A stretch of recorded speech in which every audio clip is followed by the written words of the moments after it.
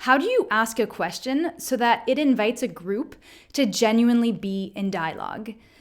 This is a question I am always asking myself because as a dialogue facilitator, I know that one of the most powerful tools that I have is the questions I ask. The right questions can empower participants to express their different perspectives and use the points of difference in what they're sharing to deepen the curiosity and the understanding in a group. But the wrong question can potentially encourage combative communication patterns and drive disconnection and competition in a group. Luckily, as facilitators, the questions we choose to ask are one of the things that we have the most control over.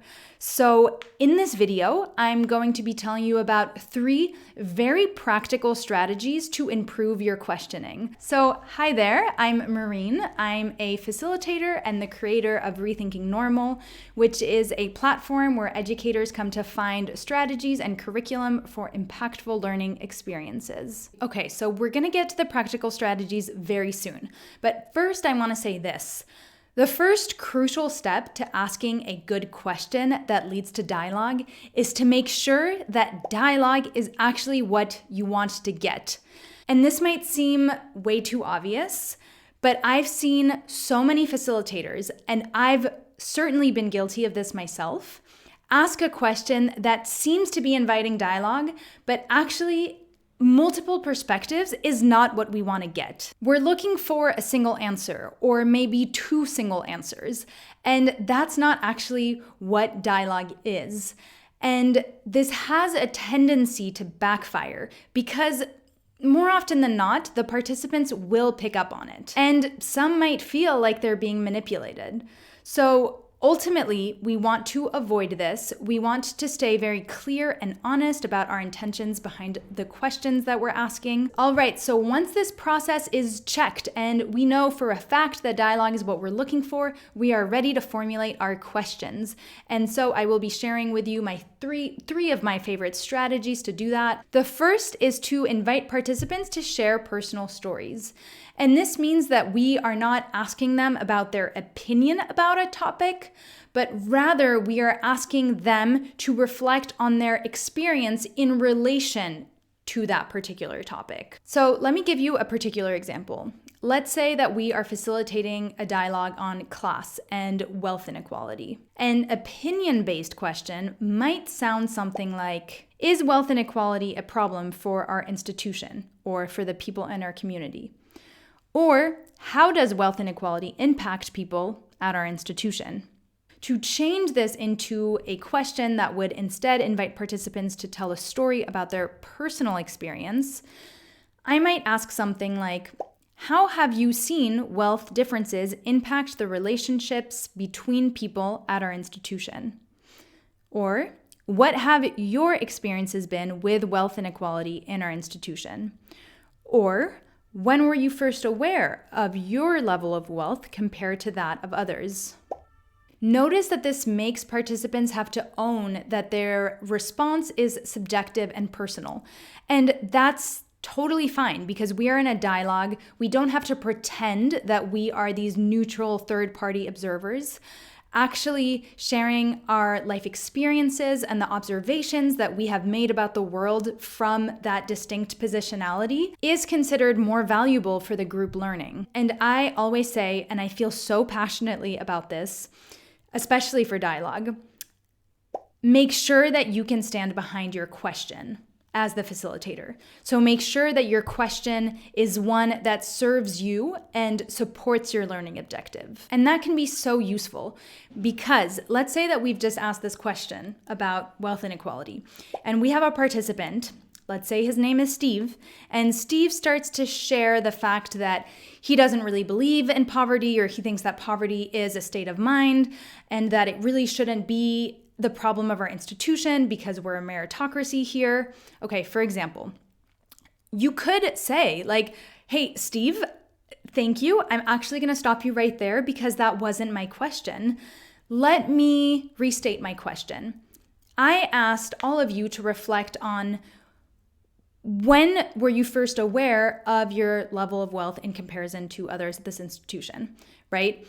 And that's a question that I actually hope that Steve will ponder and perhaps share with us.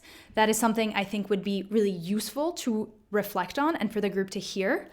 However, Steve's abstract views on poverty, I might not feel like is such a useful use of our time, right? So making sure that we can stand behind our question saves time. It ensures that we stay on track, and it helps the participants. We might feel like are using our question to share something that's not actually relevant to what we've asked. The second strategy we will call the why-free inquiry. And that's just a fancy name to basically say, try to drop why from your questions, try to start them with what or how instead. And this might seem counterintuitive because why is often thought of as a really good question starter. And while in certain cases it might be, I think that if dialogue and openness is our goal, it is better to start questions with what or how, because starting a question with why can make the person on the receiving end of the question feel a little bit defensive or on the spot. They're a bit more likely to respond in a scripted way. Like if someone asks me, why do you think that?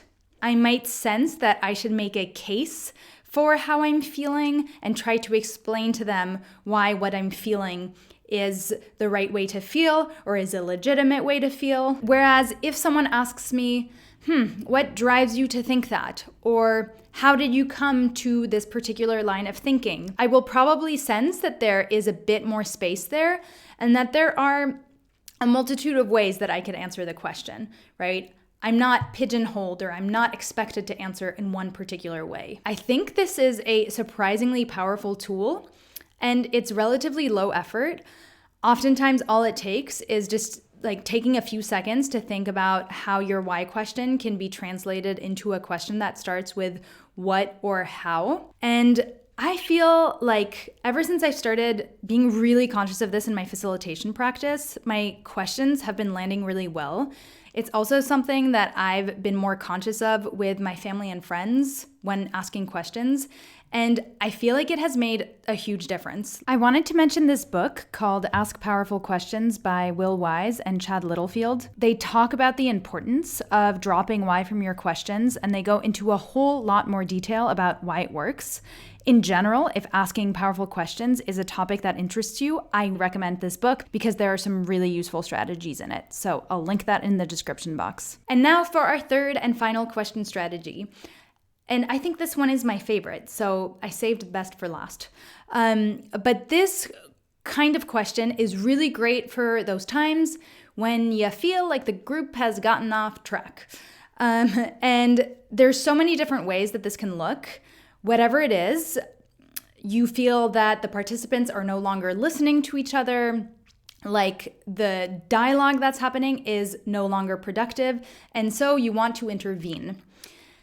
So what do you do? And how could this intervention be posed in the form of a question that invites the group, that invites the collective wisdom of the group, rather than just relying on you as the facilitator to have all the answers and dictate the best way forward? Well, you can ask a meta question, or it's also known as a process-based question. And basically what this is just a question about your question. This means that as a facilitator, you are stepping back and observing something about the group, and then coming to the group, sharing your observation with them, and asking them for their thoughts. So this might look like, I noticed that this particular question brought up strong feelings for many of you. And I want to ask you, what are some experiences that have moved you to feel so strongly about this particular issue? Or, I noticed that this is turning into a debate, and remember, we really want to stay in dialogue. So what are some ways that we can pivot this conversation back to that place? Or it might be something really specific, like, I noticed that many of you got quiet when Steve said XYZ. Can you help me understand why that might be? So again, to recap, you are stepping back and commenting on the process of their dialogue rather than engaging directly with the content. So that's it for the 3 strategies. We have asking participants to share personal stories. We have dropping why from our question starters. And then we have asking meta questions or process-based questions. I hope you found this video useful. I would love it if you let me know what tips you have for asking great questions. That would be wonderful. And I'm sure other educators passing by the channel would also really appreciate it, because these are just 3 amongst like 1 million strategies that we can use as facilitators to be more effective. And that's it for this video. And I will see you very soon. Bye.